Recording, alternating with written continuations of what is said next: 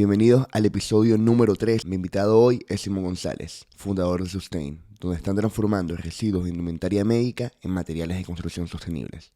Su formación incluye estudios y negocios circulares en el SADE, un máster de innovación tecnológica y una licenciatura en arquitectura en la Universidad del Zulia. En este episodio hablamos de la fotografía, la transformación de la construcción, economía circular, la importancia de iterar rápido y seguir pasiones, entre otras cosas. Espero que se lo disfruten y con ustedes, Simón González. Simón, un placer estar contigo. Gracias de verdad por sacar tiempo de tu día. Estoy emocionado de esta conversación que vamos a tener y de nuevo, gracias. No, a ti porque me parece lindo que podamos seguir en relación, tanto amistosa como profesionalmente, ¿no? Como siempre lo hemos tenido desde chiquitos en el Bellas Artes y que pueda perdurar es bastante valioso. Así que gracias a ti por invitarme. Seguro. Este, ya yo antes de haber comenzado este episodio voy a haber dado una breve explicación de tu trayectoria profesional, donde explico que eres un emprendedor, que tienes tu startup en Sustain. Pero antes de entrarnos a todo eso, yo estaba revisando tu LinkedIn y tu portafolio de arquitecto. Y una cosa que me llamó mucho la atención, y no sé qué tan presente lo tengas ahora, es que comentaste que sabes el lenguaje braille. Ajá. ¿Cómo llegaste a eso y por qué? Eso fue gracias a mi madre, porque mi mamá es profesora de arquitectura en la Universidad del Zulia, era. Y ella empezó dando clases de turismo y poco a poco mutó del turismo a lo que es la accesibilidad del medio. La accesibilidad universal incluye la adaptabilidad de cualquier discapacidad cognitiva, motriz, que pueda tener una persona con el entorno urbano o arquitectónico. Y una de ellas es la lectura de lo que puede estar ocurriendo, es decir, al piso al que vas a ir en un ascensor, ¿no? Tan sencillo como eso.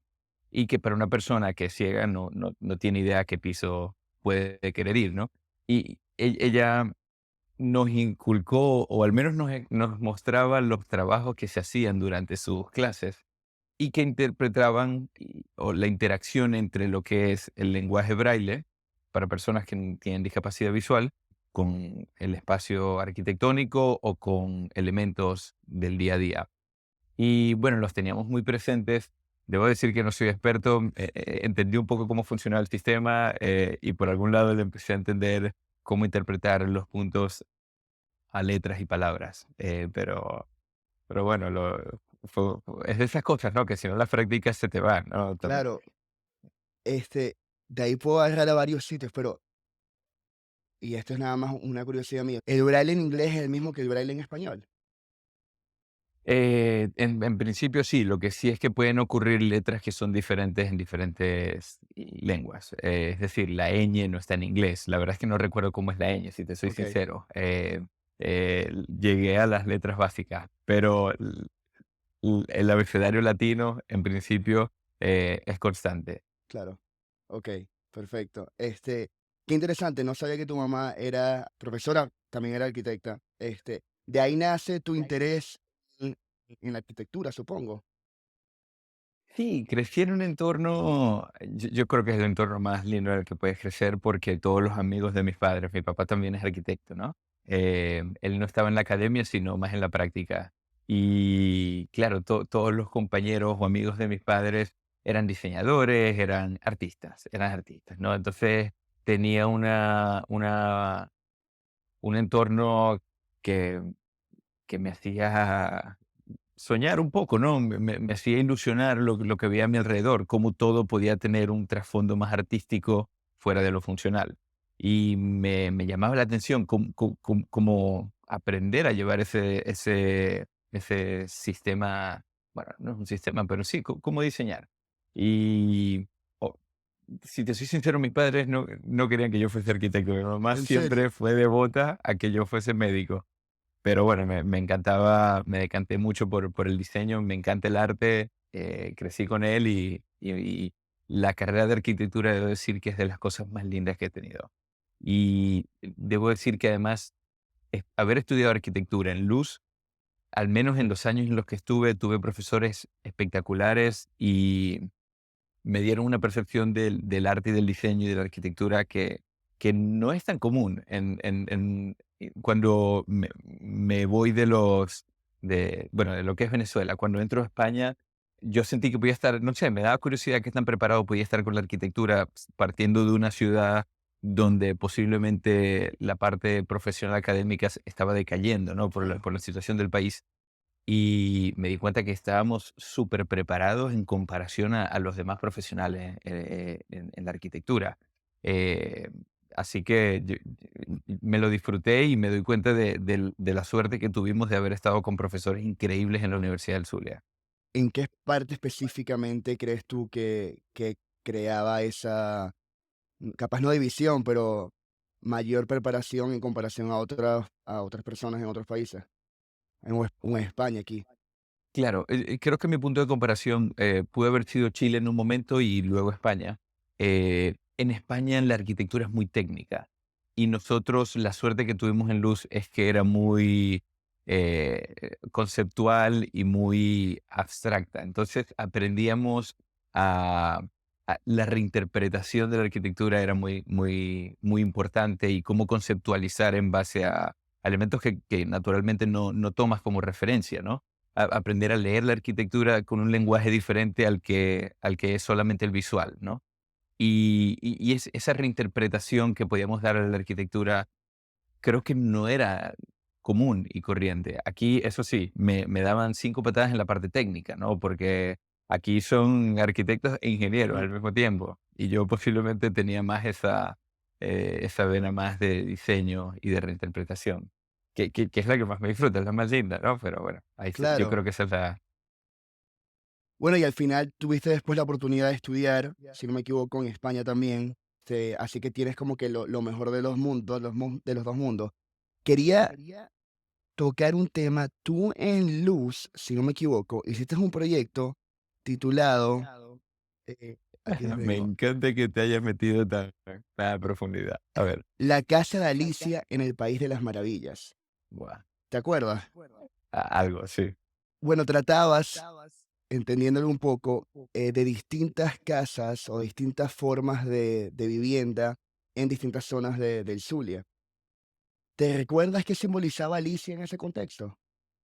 Guau, es y mis disculpas a la profesora María Verónica, pero era tan complejo, o sea, es que pasábamos semanas tratando de entender cómo era el ejercicio, porque es que en verdad es que tú llegabas, interpretando lo que tú decías, esta es la casa de Alicia en el País de las ni siquiera se llamaba el País de las Maravillas, no recuerdo muy bien cómo era el nombre, pero y la profesora decía: "No lo estás viendo, no, eso no es lo que tienes que entregar". Y yo como: "¿Qué sabes tú si este es mi proyecto?", ¿no? Y te retaba, hasta que después de un par de semanas entendías lo que significaba la vivienda en un entorno donde ella no tenía una casa. No recuerdo, pero iba por ahí, ¿no? Ujú. Alicia, en el País de las Maravillas, nunca tuvo una vivienda, pero en torno a todas los outcomes, o sí, el entorno que ella vivía, y las actitudes que ella mostraba en ese entorno, cómo eso podía expresarse en una vivienda. Eso era una de las capas de diferentes cosas que tenías que tomar en cuenta para llegar a ese diseño que querías hacer.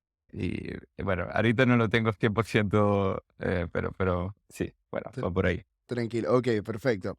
Este, Otra cosa que me llama la atención un poco, Simón, es en tu Instagram y entendiendo también que tus padres están involucrados en la parte artística, tú tienes un interés nato en la fotografía. Incluso ganaste el tercer lugar en el concurso internacional de fotografía de iluminación artificial, que si no me equivoco es el del Politécnico de Cataluña. ¿Siempre te interesó la fotografía? Me encanta que me estés sacando cosas que no me esperaba en la conversación. Eh, A ver, yo creo que desde que llegó la tecnología y las cámaras, todo el mundo quiere expresar cosas, ¿no? Y eso fue lo bonito que tenía el Instagram, de que cada uno mostraba su lado interno de una manera diferente. Y creo que por el entorno arquitectónico en el que crecí, me gustaba encontrarle cosas diferentes a lo que naturalmente se veía. Por lo cual nunca estudié fotografía, pero sí me encantaba plasmar al menos un enfoque diferente a lo que naturalmente o a lo que el común denominador tiende a ver en cualquier espacio natural o construido, ¿no? Eh, yo creo que viene de esa reinterpretación que comentábamos antes, por lo cual me gusta darle un giro un poco diferente a las cosas que veía y tratar de dejarlas en una fotografía. Nunca me profesionalicé, creo que nunca he utilizado cámaras especiales. Creo que cuando gané ese premio lo gané con un iPhone 5. Exacto, un iPhone 5. Pero bueno, fue un poco. Lo que más me gustó de esa fotografía es que es esa foto se tomó en una estación de metro que tomaba todos los días para llegar a la universidad. Y sin darme cuenta, esperando los elevadores, un día miré hacia arriba y estaba ese espacio que quedó en la fotografía, que me Sí. parece espectacular, pero que yo creo que nadie en Barcelona ha visto ese espacio. O sea, si no te da por mirar hacia arriba en ese momento, es que no lo ves, ¿no? Y fue un poco de suerte porque ya de por sí yo creo que el premio es para el arquitecto que diseñó ese espacio porque es bellísimo, ¿no? Eh, pero bueno, sí, ahí me llevo el premio.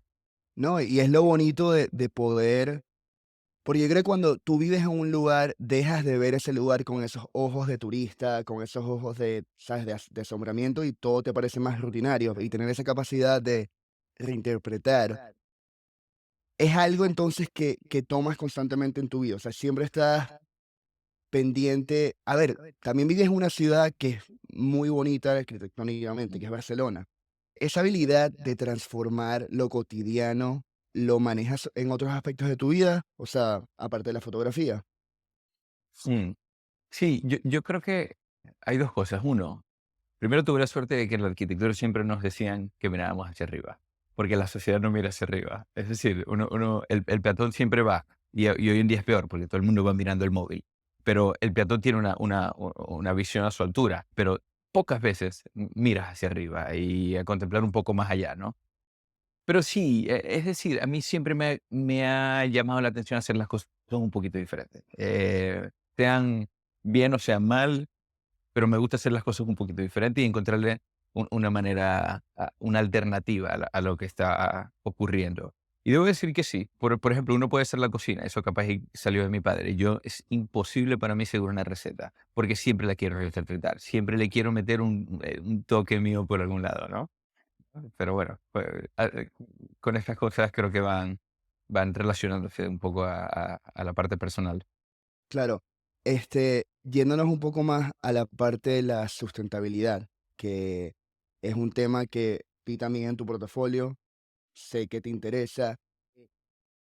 ¿De dónde nace ese interés entre involucrar a la naturaleza con el diseño arquitectónico en tu vida? A ver, es cierto que uno, por mucho que uno estudie arquitectura y que tienda a ser un entorno bastante responsable, perdón, todo lo contrario, pero que busca tener esa responsabilidad con el entorno. Me imagino que es también por haber crecido en un país donde por suerte yo salía de mi ciudad y me encontraba con mucha naturaleza. Y me apasionaba, me encantaba estar en una jungla y estar rodeado de cosas más vivas, ¿no? Que inertes. Y creo que en mi portafolio arquitectónico se puede ver cómo siempre intentaba incluir el verde en el interior. Y porque era la manera, es muy fácil diseñar con el verde. Es decir, la naturaleza actúa por ti, ¿no? Tú lo que tienes es que cuidar las cosas y ellas crecen solas.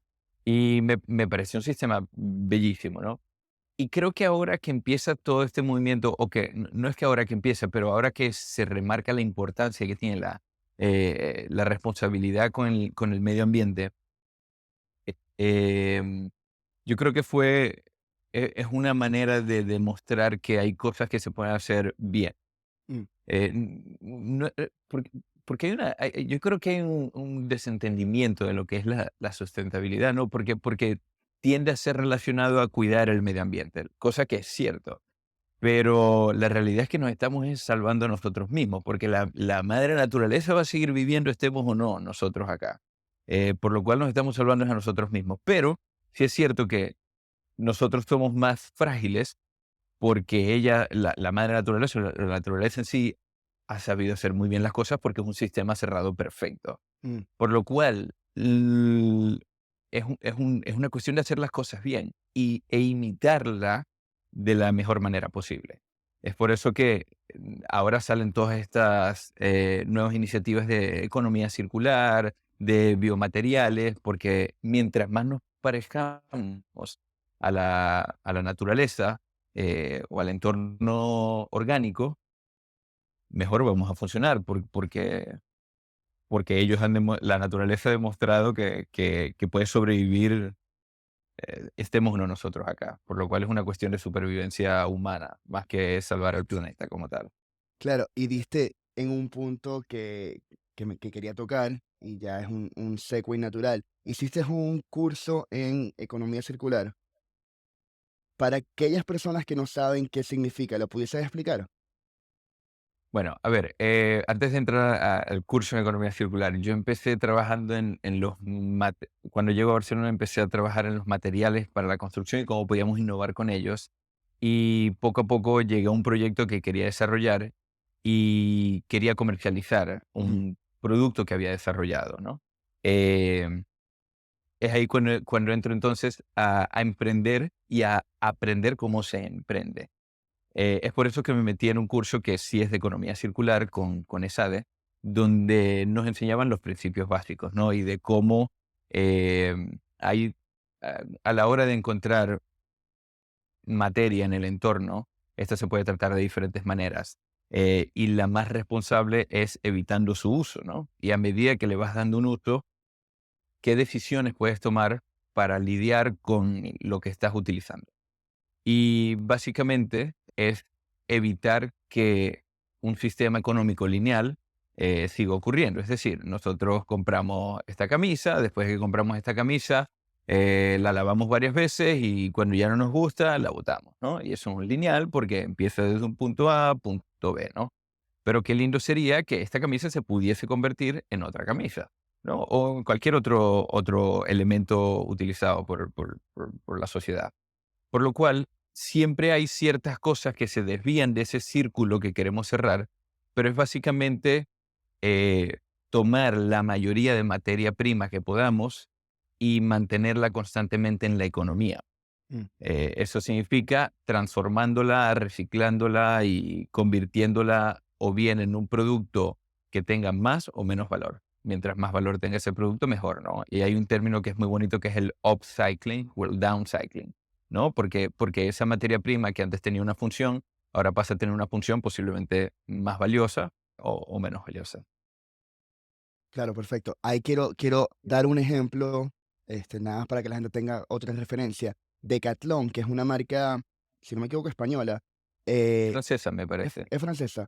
Ellos es una marca que vende materiales de ropa deportiva, cosas para hacer deporte. Y ellos están haciendo una iniciativa para hacer alquiler de bicicletas de distintas edades. ¿Cuál es el problema ahorita en muchas familias? Que cuando tú tienes un niño pequeño, no quieres a lo mejor comprar una bicicleta muy cara porque a los 2 años van a tener que cambiar de bicicleta. Entonces cada cierto tiempo vas a tener que comprar otra y otra y otra. Mm. Y una de las cosas que nos explica la economía circular es este modelo donde la gente alquila en vez de comprar. Entonces, tú le puedes alquilar un modelo de suscripción, por así decirlo, a Decathlon, una bicicleta, y en los 2 años, cuando ya pasen, vuelves, le cambias la bicicleta, ellos te dan una nueva ajustada al tamaño de tu niño, y así esa bicicleta queda en constante circulación. Entonces, bueno, ese fue un ejemplo cortico ahí de la economía circular. Te quería preguntar, entonces en el 2018, Simón, que ya más o menos lo tocaste, hiciste tu máster, tu tesis de máster, donde hablas sobre la fabricación de materiales para la construcción en base de residuos médicos esterilizados, que de ahí nace Sustain, si no me equivoco. ¿Puedes contarnos un poquito o sea, cómo caes en ese mundo? Y bueno, después hablamos del desarrollo de Sustain. Yo siento que eso fue un poco, sin yo buscarlo y sin quererlo, pero un poco el camino que me fue dando, suena muy filosófico, pero la vida, ¿no? Porque me encontré casi con esa responsabilidad de llevarlo a cabo. Eso empieza porque tengo un tío que vive en Estados Unidos que trabaja en la gestión de los residuos sanitarios, ¿no? Y recuerdo que una vez fuimos a visitar una máquina que lo que hacía era esterilizar los residuos. Es decir, los residuos sanitarios, volviendo a esto de la economía circular, los residuos sanitarios tienen una economía actualmente, un sistema lineal. El hospital, bueno, a ver, el fabricante produce una indumentaria que utiliza el hospital, después de utilizado, genera un residuo, ese residuo se tiene que esterilizar, en países desarrollados se tiene que esterilizar este residuo, y una vez esterilizado se lleva a vertedero o incineración. Así ocurre de manera global, ¿no? Y cuando fuimos a ver con mi tío una máquina de esterilización, recuerdo que nos estuvieron explicando durante 2 horas la, la cantidad de recursos económicos y sociales que habían puesto en el desarrollo de una máquina que era mucho más evolucionada que las que existían en el mercado, ¿no? Mucho más limpia, con menos emisiones, bueno, funcionaba idealmente, ¿no? Y luego en los últimos 10 segundos cerraron todo el tour diciendo, y luego lo tiramos a vertedero de incineración, ¿no? Entonces fue un poco una cachetada de ¿por qué, no? Pero si está todo en perfectas condiciones.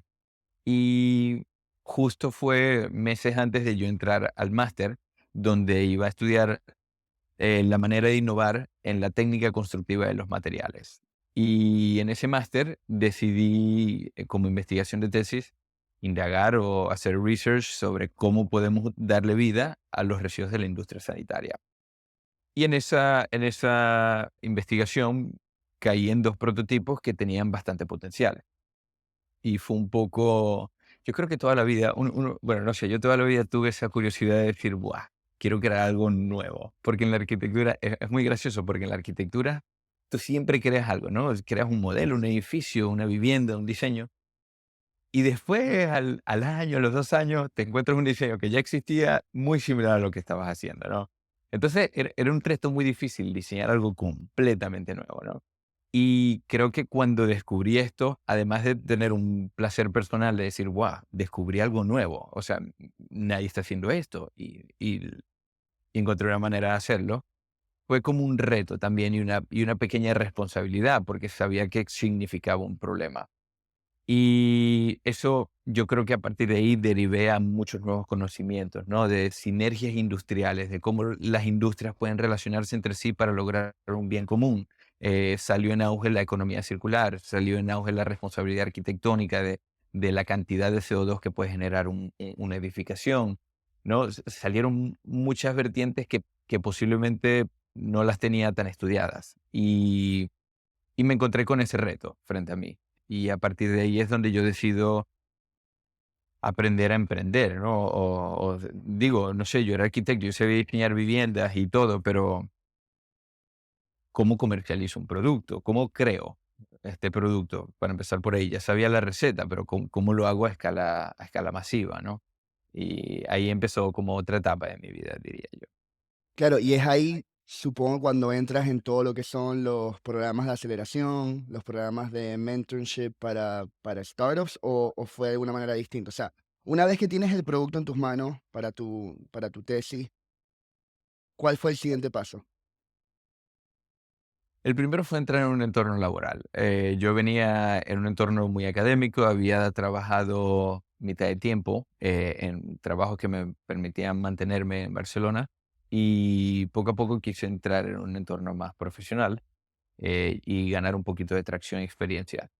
Y me metí en diferentes áreas, ¿no? Trabajé en la gestión de los residuos sanitarios, trabajé en operaciones y creo que mi última etapa fue ventas, ¿no? Quería aprender un poco cómo vender, esa psicología de las personas con quien me iba a encontrar.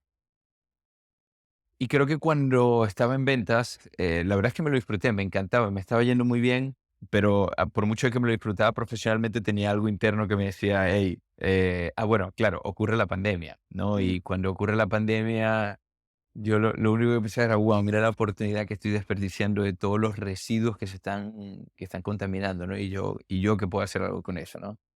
Y ahí fue cuando decidí, bueno, mira, doy un salto de fe y me dedico a esto a ver qué pasa, ¿no? Yo creo que era un poco decir, bueno, okey, en el peor de los casos, sé que puedo volver a conseguir un trabajo, sé que puedo trabajar en operaciones o en ventas o en arquitectura, ¿no? Y decidí dar ese salto sin darme cuenta que me iba a cambiar por completo la vida y me metí ahora en un entorno en el cual yo creo que ya no puedo volver atrás, ¿no? Muchos conocimientos y muchas personas que me han cambiado el camino y me han abierto nuevas puertas. Claro. Hay un quote que tú dices, que hablas de esa parte. Cuando uno emprende, uno abre un camino completamente nuevo. No solamente en torno a la idea o el problema que quieres resolver, sino a que tu entorno cambia. Ya volver atrás no es una posibilidad. Ya mi vida ha cambiado completamente y a partir de aquí sigo un camino nuevo constantemente. Eso habla un poco de que ahora es nuevo todo. ¿Cómo lidias con esa incertidumbre de no tener un trabajo estable y, sabes, todo tu output depende de tu input completamente? Mm. Yo creo que, y dijiste algo muy, muy interesante, ¿no? De relacionarlo directamente con el nuevo camino. Yo creo que eso es una parte que es muy bonita porque la diseñas, la vas creando, pero de verdad que es muy estresante porque nosotros, yo creo que la sociedad va creciendo un poco en un entorno donde te ponen directrices sobre cómo actuar Ujú. y qué hacer, ¿no? Desde la escuela te mandan una tarea que la tienes que hacer de cierta manera. Luego te vas a la universidad y te mandan a hacer proyectos donde puedes diseñar ciertas cosas, pero que tienes que entregar con ciertas limitantes o ciertos boundaries establecidos, ¿no?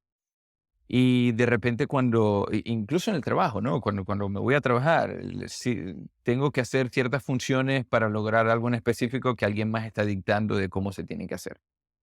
Y cuando empiezo a emprender, fue una transición muy extraña, porque me daba cuenta que yo tenía que lidiar con todo lo que se tenía que hacer, que es muy divertido en un caso, en un lado, ¿no? Pero te cambia la manera en la que venías actuando, y en la que venías pensando, ¿no?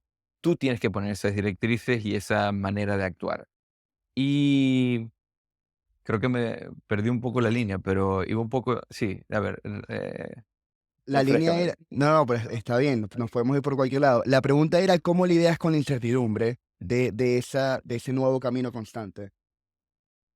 ¿Cómo lidio con la incertidumbre? Tratando de encontrar oportunidades y sacarle provecho a las oportunidades que salgan en esas incertidumbres. Y yo creo que esto es algo que me está ocurriendo y justo lo comentábamos antes, ¿no? Porque iterar es muy importante y te Mm, tienes que adaptar a lo que ocurre en tu entorno y a lo que quieres el entorno, ¿no? Hay veces que bueno, a ver, es un poco paradójico, ¿no? Porque al principio yo quise hacer algo que la gente no sabía que quería, ¿no? Y yo tuve mm, que crear nadie usaba los residuos sanitarios. Yo tengo que demostrar a la gente que tiene que utilizar los residuos sanitarios. claro, tienes que Pero crear la ahora, demanda. claro, pero luego ahora me toca ajustarme a las directrices que también tiene la construcción y el performance que tiene que tener este producto, etcétera, etcétera, ¿no? Entonces, poco a poco empiezas a iterar, por lo menos en mi caso, que tengo un producto, ese producto lo tiene que usar la sociedad, pero ¿cómo lo va a usar? ¿Qué Claro, quiere? ¿Qué quiere esa sociedad? y disculpa que te interrumpa, para dar un Claro, poquito de contexto, el producto, por lo menos hasta que yo lo conocía, era un aislamiento, era del material del residuo, lo convertía en un aislamiento térmico para ser utilizado como insulación en la construcción. correcto, correcto. Nosotros tenemos, a ver, para resumir rapidito, tenemos un residuo sanitario que nosotros separamos en dos tipos de fracciones. La fracción rígida o los plásticos duros, que se separan por un lado para fabricar tableros o bien peletizar. Y por otro lado tenemos fibras ligeras, que son las que nos permiten fabricar estos aislamientos térmicos, ¿no? Son aislamientos termoacústicos que van de manera intersticial en muros o que pueden ser como relleno de mobiliario, etcétera, ¿no? Pero bueno, me doy cuenta que hay cientos de usos fuera de lo que es también la arquitectura como tal. Entonces, bueno, ahí vamos como explorando constantemente.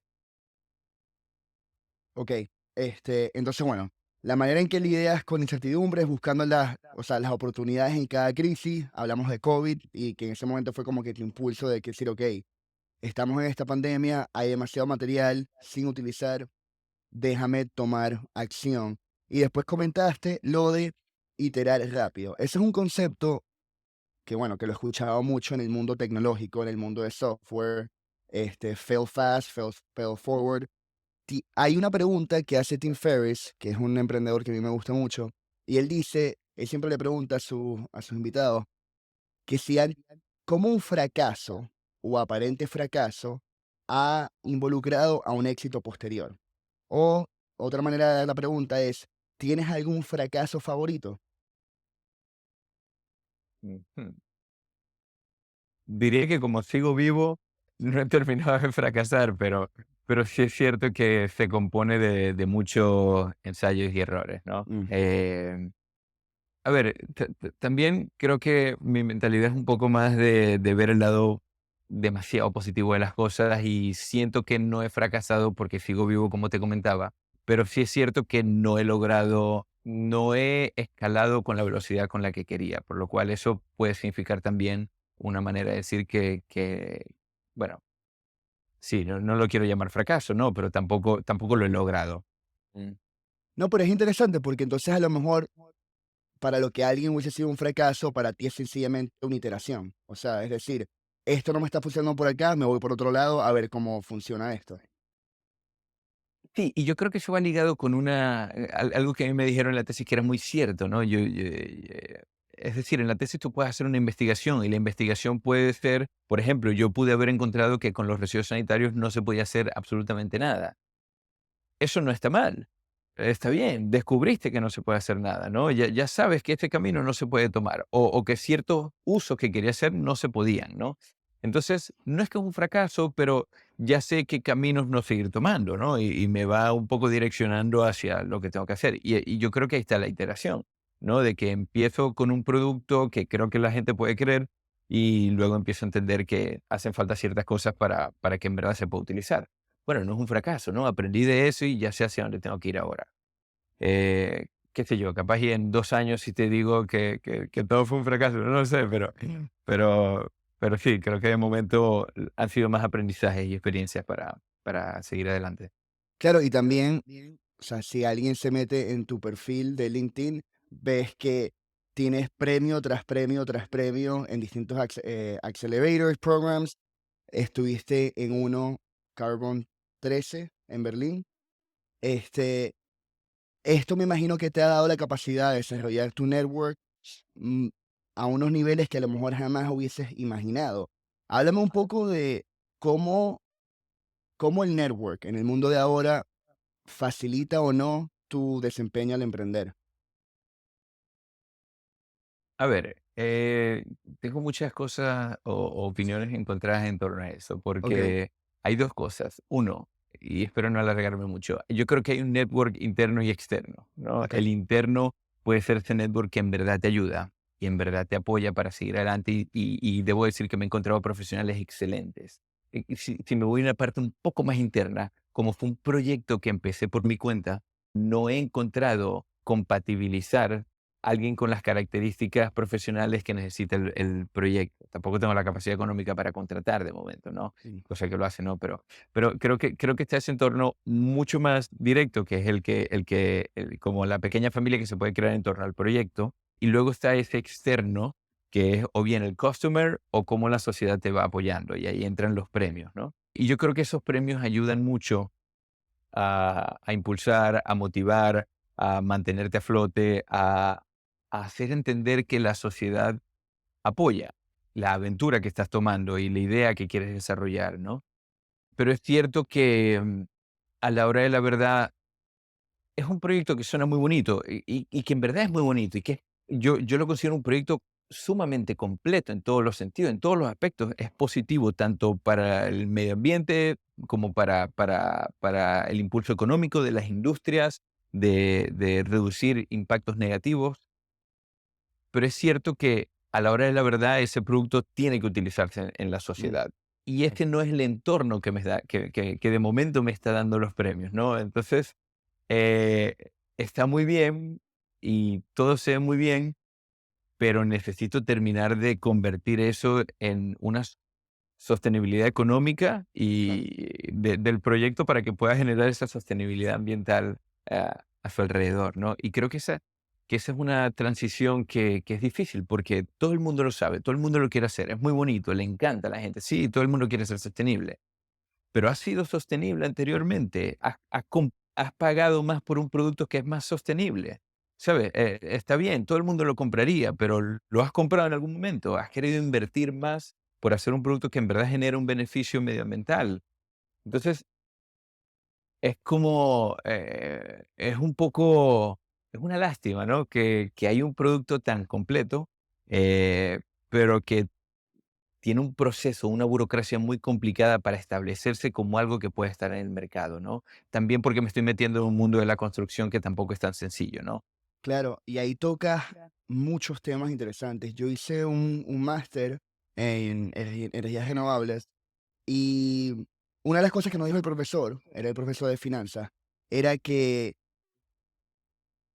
está bien toda la parte de la energía sustentable y crear todos estos proyectos, pero el mercado al final es el que determina si el producto se va a usar o no. Y yo creo que ahí es cuando definitivamente nace esa iniciativa de las personas y los usuarios que también quieran pagar por un producto que a lo mejor es un poco más caro, pero sabes que va a tener un poquito más de valor en el mundo.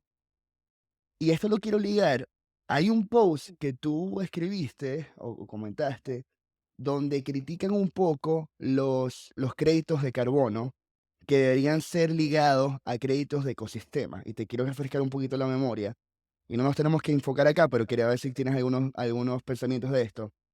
El video explica que, para los que no saben, las compañías hoy en día tienen estos créditos de carbono donde ellos dicen, ok, nosotros vamos a hacer un offset de todas las emisiones que estamos creando con estos créditos de carbono, y algunos de ellos son plantaciones de bosque. Pero estas plantaciones de bosque no son tan sencillas o simples como suenan, porque un bosque de 1000 años no va a ser el mismo bosque que ha sido planteado y planificado.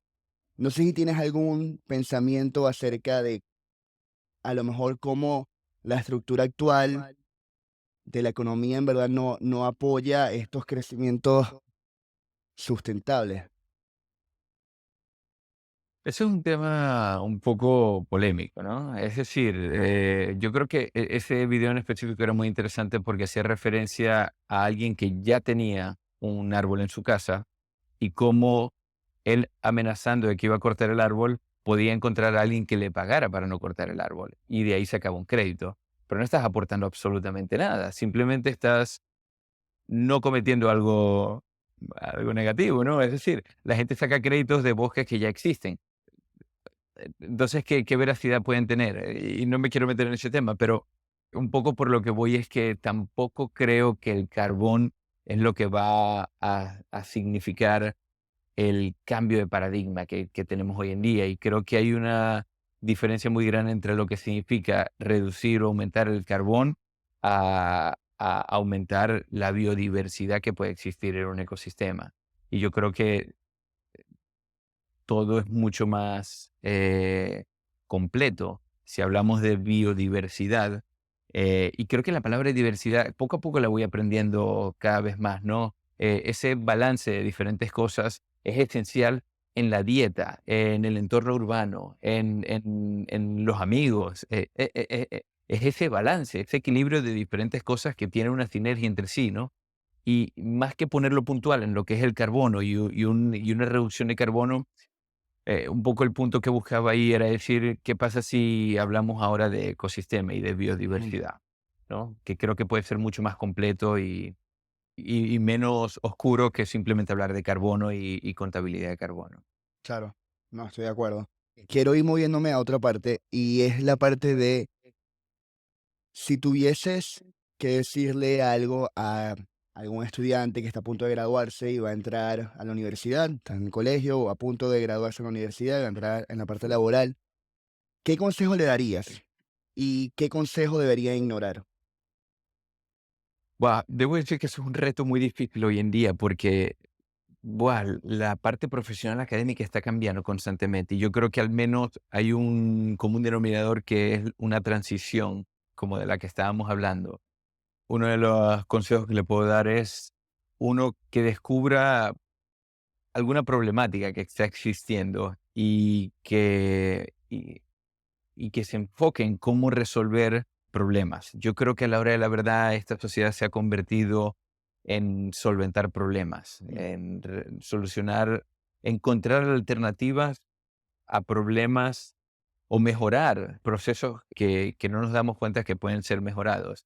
Hay que ser muy creativo en este aspecto, pero es cierto que hoy en día todo es tan overwhelming, ¿no? Porque hay demasiada información a tu alrededor y es como un poco difícil encontrar un nicho o un camino en específico cuando hay tantas alternativas y Claro. tantas posibilidades, ¿no? Y yo creo que yo tuve mucha suerte de haber encontrado una pasión en la arquitectura, pero creo que no es común. Y me he dado cuenta poco a poco que no es común que la gente tenga una pasión Mm. tan directa en el área profesional. Posiblemente con los deportes es más sencillo, ¿no? Pero en el área profesional tener una pasión, bueno, que también la parte profesional puede ser la deportiva, ¿no? Que dije este Claro. ejemplo como tal, pero yo creo que las pasiones son menos comunes de lo que uno cree. Yo sentía que eran más comunes porque yo estaba apasionado por la arquitectura, pero yo creo que siempre he tenido esa curiosidad de cómo impulsar pasiones a las Mm. personas. Es más difícil de lo que uno cree. Y cómo, cuando dices que siempre has tenido esa curiosidad, retas a las personas a buscar sus pasiones. ¿Cómo funciona eso? Sí, porque me he encontrado con gente que no tiene pasión y yo digo, ya va, no puede ser. Vamos a sentarnos a conversar. Y encuentro diferentes alternativas de ensayo y error para ver qué puede funcionar. Pero hay gente que no tiene pasión. No tengo idea si eso es común o no. No lo sé. Y creo que las personas que pueden estar escuchando, me encantará conocer la realidad de cada uno, ¿no? Pero también muchas veces es cierto que hay tantas cosas que ocurren en el día a día Ujú. que no te da tiempo de desarrollar tus pasiones. Mm. Porque es cierto que, por ejemplo, yo por suerte me desenvuelvo en algo que me gusta, pero me encantaría tocar un instrumento. Pero es cierto que hoy en día tengo que dejar cosas atrás para poder dedicarle tiempo a nuevas pasiones, ¿no? Y capaz y el tiempo es una de los assets más valiosos hoy en día que siempre nos los habían dicho y uno no se da cuenta hasta que ya se está volviendo uno mayor. Pero pero es cierto que también para las pasiones tienes que dedicar tiempo y para dedicar tiempo tienes que dejar atrás otras cosas, ¿no? Y yo creo que una de las cosas, y mi pareja Lisa me ha ayudado enormemente en eso, quitarse el teléfono de Mm. encima te abre tanto tiempo, no te das cuenta. Volviendo un momentico a lo de las pasiones, la sociedad en la que vivimos hoy remunera unos tipos de actividades y no Mm, remunera otros tipos de actividades. Por decir un ejemplo, la parte artística siempre está vista como, mm, ay, sí, ok, está bien, o como que no se le da la misma importancia porque a nivel económico es mucho más fácil una persona que vaya en una trayectoria de ciencias, que vaya en una trayectoria ya como que más predeterminada y dejan atrás esa parte artística. Por darme un ejemplo mío, a mí siempre me han interesado las artes también, la parte de la danza, la parte de la música, pero sí es verdad que creciendo, ya sabes que en nuestro colegio uno podía hacer los congresos científicos donde uno bailaba, yo fui profesor de Zumba en algún momento, mm. pero nunca lo vi como una carrera viable porque hay como que en la parte subconsciente, digo yo, que eso no está bien o no es lo adecuado o no es lo que te va a permitir tener una vida. Y hoy en día, con la economía de creadores que uno ve, con el mundo tan cambiante que estamos viendo, ya te das cuenta que al final tú sí puedes vivir tus pasiones siempre y cuando estés dispuesto a sacrificar y no ir por el lado común. Y por otro lado, lo de la parte de las redes, yo creo que es tan importante en verdad dejar un tiempo para ti mismo y evaluar qué es lo que en verdad te gusta, porque si pasas todo el día consumiendo, no te va a dar chance de crear. Y cuando digo crear, no me refiero, ¿sabes? No tienes que crear una obra de teatro, pero sencillamente crear algo que te apasione. Mm.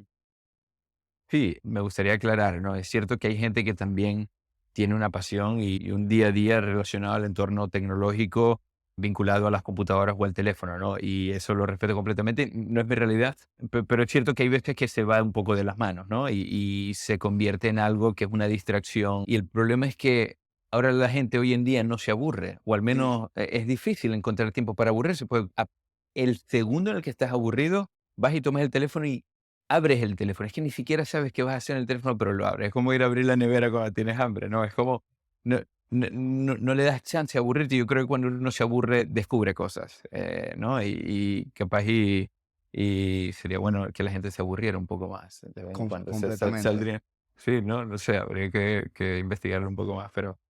eh, Tocaste el tema de Lisa y vas a ser papá próximamente. ¿Cómo te sientes? Felicitaciones. Eh, gracias, gracias. Estoy enormemente contento, me hace muy feliz. Me estoy metiendo sin haber terminado un startup, me estoy metiendo en otro, creo.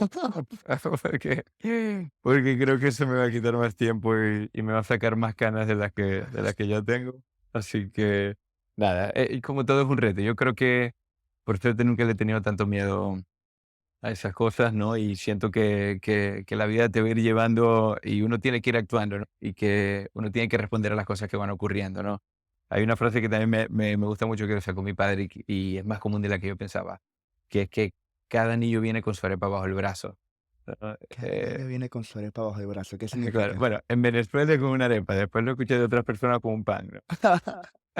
Eh, pero es básicamente que uno va a encontrar la manera de proveer, o no es que el niño va a proveer, pues, pero que uno encuentre la manera de proveer y que de alguna manera, bueno, qué sé yo, nos podemos meter en algo ya también un poco filosófico, ¿no? Pero cómo permitir dar a una nueva vida también te va a permitir recibir, ¿no? A que las cosas funcionen.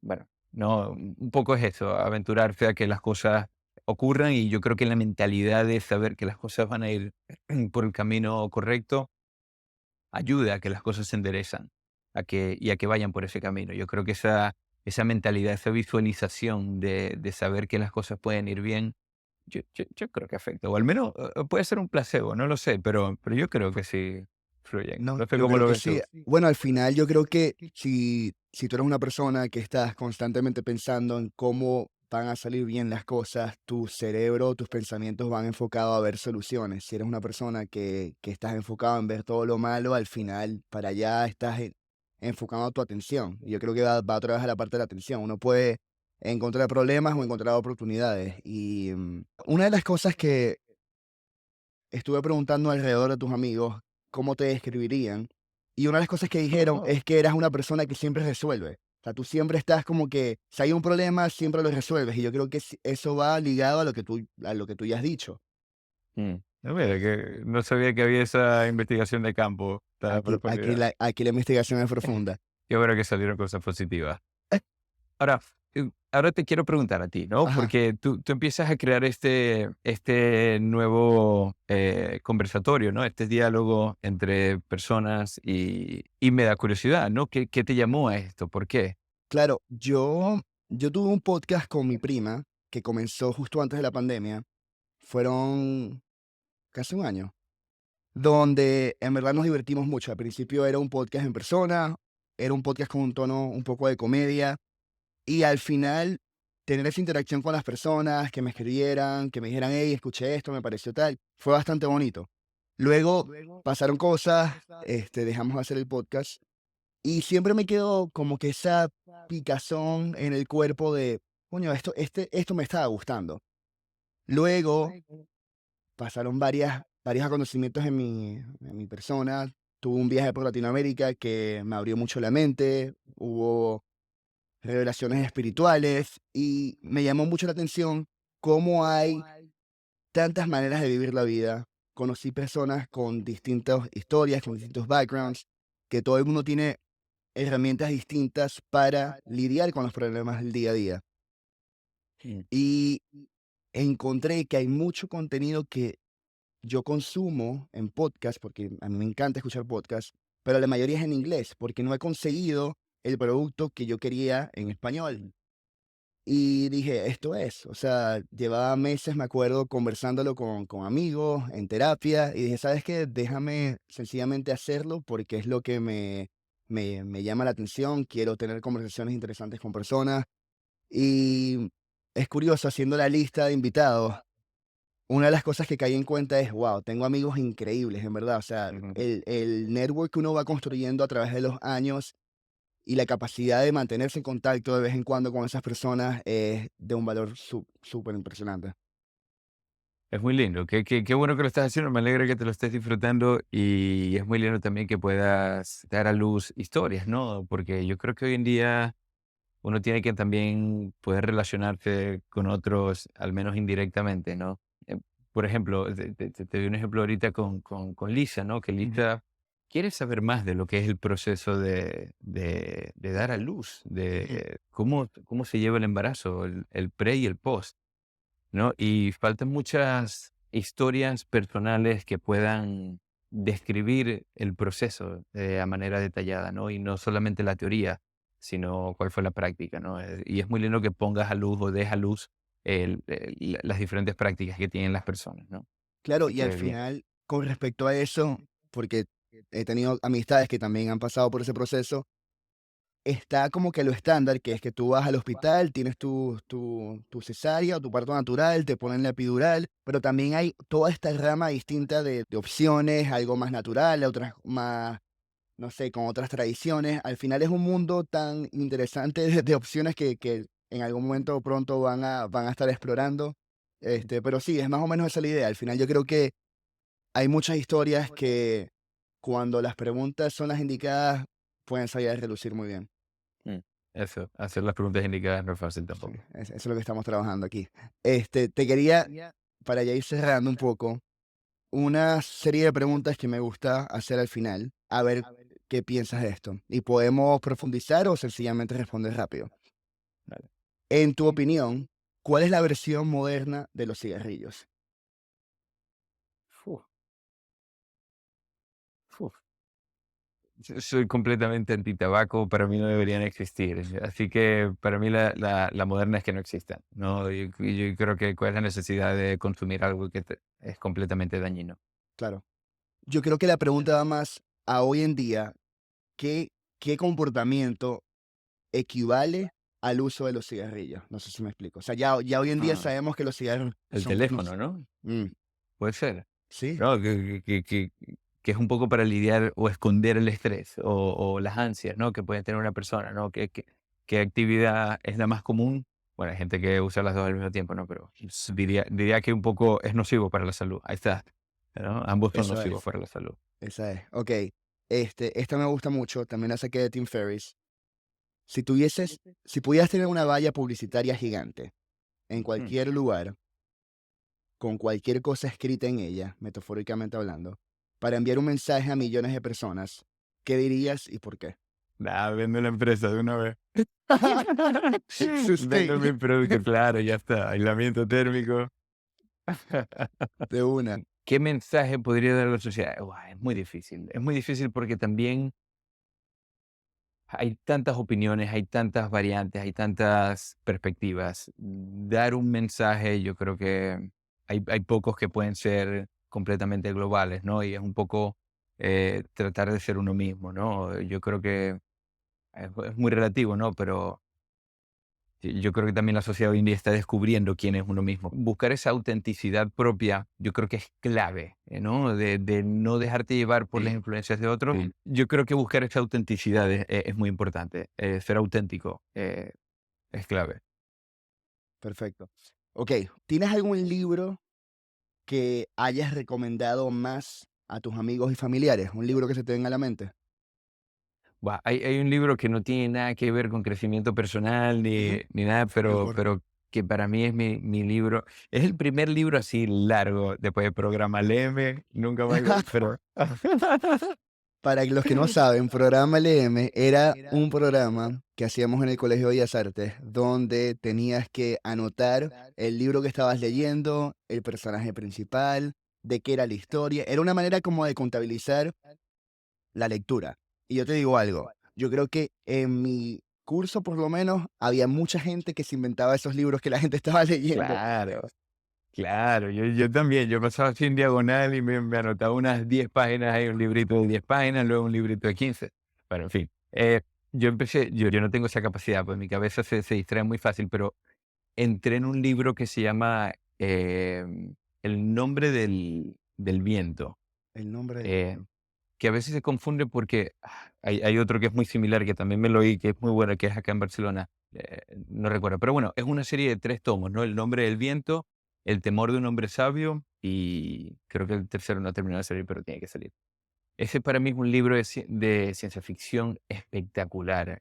Yo creo que es de las experiencias más agradables que he tenido porque te pasa por todo tipo de emociones, ¿no? Y creo que se puede relacionar fácilmente con cada uno de nosotros. Aquí está. De Patrick Rothfuss. Patrick Rothfuss, correcto. Tremendo libro, un Perfecto. poquito largo, pero se pasa facilito. Buenísimo. Ok, Simón, ya te están preparando para tu evento, así que la última pregunta es, ¿con qué mensaje quisieras dejar a la audiencia? Uf, fue más difícil sacar estas frases inspiracionales, No ¿no? tienen que ser Pero inspiracionales. no, bueno, yo creo que me gustó mucho llegar a la conclusión de cómo creo en la importancia de ser auténtico y de que cada uno tiene que encontrar su propia autenticidad, ¿no? Y de seguir las cosas que en verdad le llenan y le motivan, porque yo creo que el camino más fácil a la felicidad es poder seguir las cosas que uno cree y el camino que uno quiere seguir. Por lo cual creo que lo llevaría un poco por ese lado, ¿no? De esa autenticidad, porque además inspira la autenticidad. Cuando uno hace algo que le gusta, no solamente estás más contento, sino que los otros ven y se inspiran en estas pasiones que puedes tener, ¿no? Y capaz y la respuesta a esa que no habíamos podido darle respuesta o que no le he podido dar de cómo encontrar las pasiones es básicamente desarrollar esa autenticidad propia, ¿no? Y cómo llegar a los caminos que en verdad quieres seguir. Desarrollar la intuición. Perfecto, Simón, Ya. buenísimo. ¿Sí? Gracias. No, chico, Freddy, gracias a ti, qué lindo conversar. Me encanta además este tipo de conversaciones, ¿no? Porque te sacan un poco del día a día y de las conversaciones más estáticas y superficiales que pueden existir hoy en día, ¿no? Que además la hice muy personal, ¿no? Es muy propia porque termino hablando de mi perspectiva, que entiendo que también es lo que estás buscando. Pero qué lindo pudiese ser hacer este tipo de conversación con otros, ¿no? Y que no sea solamente por mi lado. Pero sí, Bueno, hay una frase que a mí me gusta que es, la calidad de tu vida va determinada con la calidad de tus preguntas. Y yo creo que si en nuestro día a día tenemos la capacidad de profundizar con las personas que queremos y no sencillamente quedarnos estancados con la política, con el clima, con cómo va el trabajo, sino en verdad profundizar, podemos llegar a tener mejores conversaciones y por ende mejores relaciones con la gente. bueno, eso es un reto al que sí me quiero sumar. Me encantaría empezar a hacer un listado de buenas preguntas, ¿no? Y que también, porque a veces me encuentro en grupos sociales con conversaciones bastante estáticas y que no siempre sé cómo abrir esa lata para hablar de temas un poquito más allá, ¿no? Entonces, me encantará, siempre lo he tenido, me encantará tener un recurso donde pudiésemos tener preguntas interesantes que puedan cambiar la dinámica de un grupo, de una conversación, de una situación, ¿no? Sí, esa lista de preguntas la estoy desarrollando, así que próximamente Bien, estará. Te la paso cuando la tenga compártela lista. sí, y yo intento aportar. Perfecto. Bueno, Buenísimo. Simón, un placer. Estamos en contacto, brother. Muchas gracias por todo. Gracias a ti, Freddy, que estés muy bien. Y así llegamos a otro final de Eco Mental. Espero que hayas encontrado algo que te inspire, te haga pensar o simplemente te entretenga. Agradezco de corazón que hayas compartido este tiempo conmigo y con nuestro invitado. Si has encontrado valor en este proyecto, me harías un gran favor si te suscribes en Spotify, Apple Podcasts o YouTube. Puedes dejar una reseña de hasta 5 estrellas y muchas gracias por tu tiempo.